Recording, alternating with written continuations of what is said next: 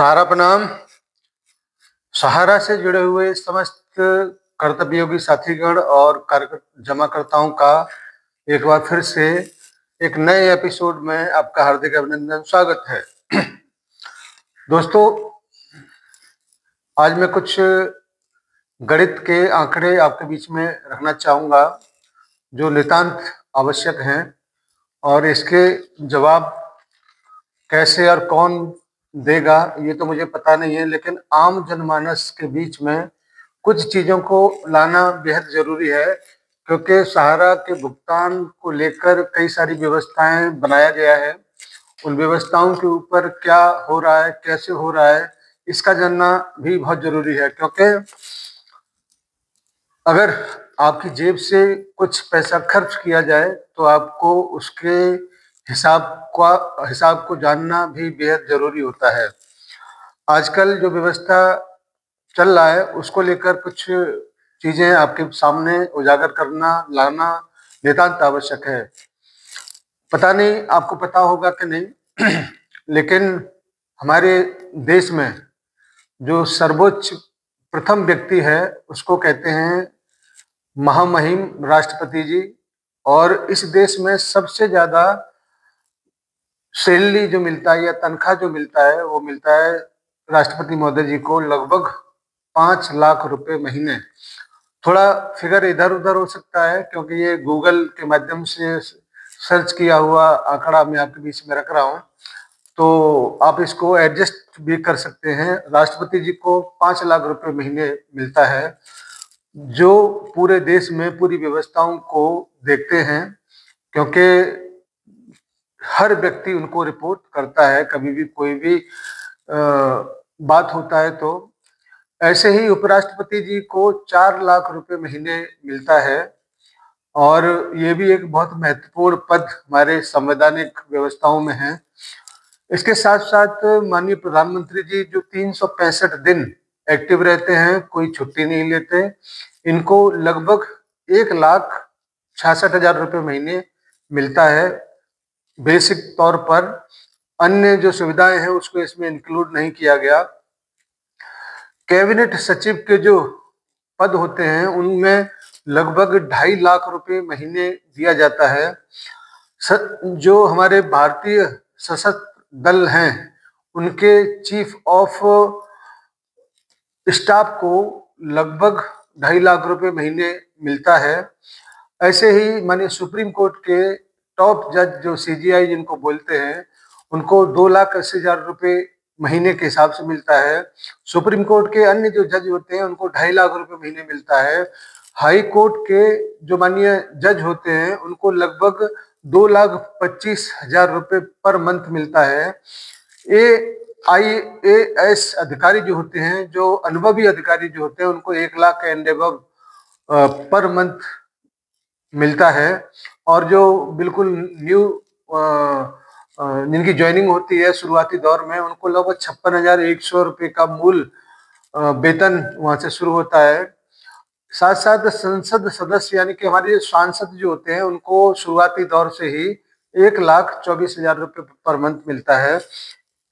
इसके अलावा कई सारी सुविधाएं इनमें शामिल हैं और पेंशन की व्यवस्था इसमें शामिल है। कई और मूल भत्ते, चाहे वो ऑफिस को लेके, चाहे वो रेंट की व्यवस्थाओं को लेके, ऐसी बहुत सारी व्यवस्था होती है। तो ये कुछ और एक्स्ट्रा हो जाता है क्योंकि ये बहुत महत्वपूर्ण व्यवस्थाओं के अंग हैं और सबको अपनी अपनी नैतिक जिम्मेदारियों को पूरा करना होता है। तो समझ में आता है कि चलो 2 लाख, 3 लाख, 5 लाख जो भी है सैलरी उसको दिया जाए, और ये हम सबके जो भी टैक्स जो करता है उसी से ये पेड होता है, यानी कि भारत सरकार के खजाने से ये पेड होता है। आइए मूल बात, इसको कहने के पीछे के अर्थ को समझाने के लिए मैंने ये सारी चीजें रखा है आपके बीच में। हमारे निवेशकों के भुगतान कराने की जो व्यवस्था है और उसका जो कुछ भी खर्चा उसमें होगा वो सब कुछ सहारा के फंड से होना है। ये सुप्रीम कोर्ट के ही आदेश हैं। इसको लेके कई सारी बातचीत हमने पहले भी कहा है, चाहे वो साराश्री जी के अंगरक्षकों की जो दिल्ली पुलिस से लगाए गए थे उनको वेतन देने की बात हो, चाहे वो उनको जो सुविधाएं जो दी गई थी उसको खर्चा देने की बात हो, चाहे अन्य जितने भी संसाधन इसमें उपयुक्त हो रहे हैं, प्रयोग में लाए जा रहे हैं, उन सबके खर्चे का सहारनीय परिवार ही वहन करेगा। और इसमें कोई बुराई भी नहीं है, क्योंकि सहारनीय परिवार की तरफ से ये किया जाना है। लेकिन सहारा के जमाकर्ताओं को, निवेशकों को भुगतान कराने की जो व्यवस्था है वो सहारा के फंड से होगा, इसमें कोई दो राय नहीं है। और एक भी पैसा सहारा के अलावा सरकार के खजाने से नहीं जाना है, ये भी बिल्कुल सत्य है। लेकिन कुछ चीजें ऐसी हैं जो नागवार गुजरती हैं। हमारे निवेशकों को 10,000 या 50,000 मिलना है, तो उन्होंने जो जमा किया है उसका मूल रकम ही उसको दिया जा रहा है, और दिया जाना भी चाहिए, और इसका रेंज बढ़ाया जाना चाहिए। लेकिन इन सारी व्यवस्थाओं को देखरेख करने वाले व्यक्ति को, माने सुप्रीम कोर्ट, इस देश के राष्ट्रपति, प्रधानमंत्री, जितने भी जिम्मेदार लोग हैं, उनसे कहीं ज्यादा देने की जो बात 15 लाख रुपए महीने, और काउंसलिंग एडवाइजर को जो ये रिपोर्ट करते हैं व्यवस्थाओं को, कानूनी सलाहकारों को, न्याय मित्र कह लीजिए, उनको 5 लाख रुपए महीने, यानी कि राष्ट्रपति जी के बराबर तनख्वाह। और एक रिटायर जज जो अपने पद से विरक्त हो चुके हैं, रिटायर हो चुके हैं, उनको 15 लाख रुपए महीने देने का जो तुक है वो किसी की भी समझ में नहीं आता। और ये उस पीरियड में है जब 29 माह हो गया, पूरे हिंदुस्तान भर के लोगों को लगभग 7,000 करोड़ का ही पेमेंट हो पाया है। जो व्यवस्था पोर्टल के माध्यम से किया गया है उसमें जितनी भी प्रॉब्लम है, जितनी भी डिफिशियंसी है, उससे संबंधित कोई भी बातचीत, कोई भी निराकरण उसका कहीं से नहीं हो रहा है। हमारे जमाकर्ता निरंतर सफर कर रहे हैं। इन सभी बातों को लेकर जब ये सोच में आता है कि इस देश का ये कैसा व्यवस्था है जो राष्ट्रपति से 3 गुना ज्यादा तनख्वाह लेकर, राष्ट्रपति के बराबर की तनख्वाह लेकर काउंसलिंग एडवाइजर, निवेशकों के हितों की सुरक्षा के लिए नियुक्त किए गए लोग आज निवेशकों को कितना संतुष्ट कर पा रहे हैं, कितना उनके बीच में अपनी जो भी कार्य पद्धति है उससे संतुष्ट हो पा रहे हैं। इस सभी सवालों के जवाब देने के लिए किसी न किसी को तो कदम उठाना पड़ेगा, और वो निश्चित रूप से हम सब की ये जिम्मेदारी बनती है। साथियों, ये आज 29वां महीना चल रहा है। जुलाई 2023 से लेके दिसंबर 2025 तक लगभग 29 मंथ हो चुके हैं। 5 करोड़ 80 लाख रुपए महीने ये दोनों महान मूर्तियों को पेड किया जा चुका है। और बदले में हमारे ऐसे करोड़ों लोग हैं, लाखों लोग हैं जो पोर्टल पर डिमांड किए हैं, अंडर प्रोसेस, डिफिशियंसी, 10,000 रुपये भी नहीं मिला, 50,000 रुपये भी नहीं मिला, और इनको रेगुलर 5 लाख और 15 लाख रुपए पर मंथ 31 तारीख की समाप्ति तब होती है जब अकाउंट में इनके में क्रेडिट हो जाता है। ऐसी व्यवस्थाओं से किसको क्या लाभ हो रहा है ये बहुत समझ से परे है। ऐसी व्यवस्थाओं को तुरंत समाप्त कर देना चाहिए। और ये सब कुछ मैं किस आधार पर बोल रहा हूँ, किस हैसियत से बोल रहा हूँ, ये हमारे संविधान का एक सिद्धांत है, अभिव्यक्ति की आजादी, उसी के आधार पर मैं इन सारे सवालों को उठा रहा हूँ। और कोई भी व्यक्ति इन सवालों को उठाने से किसी को रोक नहीं सकता।